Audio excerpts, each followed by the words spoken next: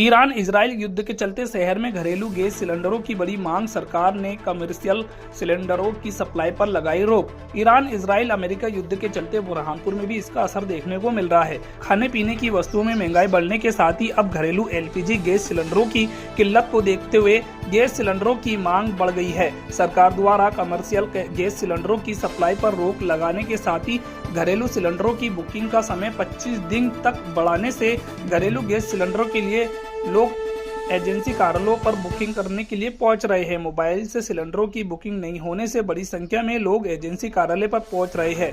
गुरुवार दोपहर 2 बजे सिंधी बस्ती ईदगाह के पास बड़ी संख्या में घरेलू गैस सिलेंडर सप्लाई के लिए पहुंचे।